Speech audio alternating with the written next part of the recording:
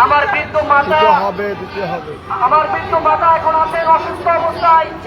আমার তিনটা বাচ্চা, একটা বাচ্চা অটিজম। করে আমার এবং এই স্থগিত করার পরে আমাদের এই প্রতিষ্ঠান পরিবর্তনের জন্য কোনো বিকল্প পদ্ধতি তারা চালু করে না। কোনো ধরনের বিকল্প পদ্ধতি চালু না করেই 7 নং ধারাটা বন্ধ করে দেয়। কিন্তু প্রথম থেকে 3য় গণবিজ্ঞপ্তি পর্যন্ত এই পরিবেশটা ছিল না শিক্ষকদের। তারা প্রতিষ্ঠান পরিবর্তন করার সুযোগ পেত। আমি এই আশা নিয়ে যোগদান করছি 3য় গণবিজ্ঞপ্তিতে যে আমিও প্রতিষ্ঠান পরিবর্তন করতে পারবো। কিন্তু এইভাবে যে তারা হঠাৎ করে 7 নং ধারা বন্ধ করে দিবে সেটা তো কারোই কাম্য ছিল।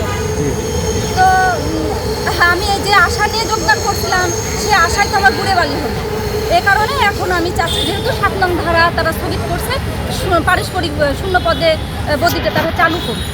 আমি যখন প্রতিষ্ঠান পরিবর্তন করতে পারবো এই আশাই করেছি। আমার রাজশাহী বিভাগে পুরা বিভাগে আমার সাবজেক্টে শূন্য পদ ছিল মাত্র 2টা। তাহলে আমাকে দিবে কিভাবে? এতজন চাকরি প্রার্থীর মধ্যে আমাকে ঢাকায় দিয়েছে। এবং আমি এই আশা নিয়ে যোগদান করছি যে আজ আমি কষ্ট করে চাকরি করব, তার পরবর্তী গণবিজ্ঞপ্তিতে আমি আমার প্রতিষ্ঠান পরিবর্তনের সুযোগ পাবো। কিন্তু তারা তো এটা হঠাৎ করেই বন্ধ করে দেয়। আমরা চাচ্ছি যে আমার যে নিজ জেলা, সেই নিজ জেলা অগ্রাধিকারটা দেওয়া হোক। মানে যদি নিজ জেলাতেও অগ্রাধিকার না দেয়, নিজ বিভাগীয় এলাকায় অগ্রাধিকার দেওয়া হোক।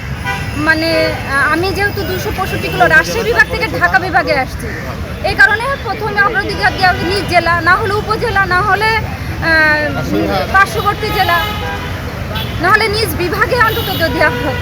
প্রিয় নাম্বার সেট করে বিকাশে সেন্ড মানি করুন ফ্রি।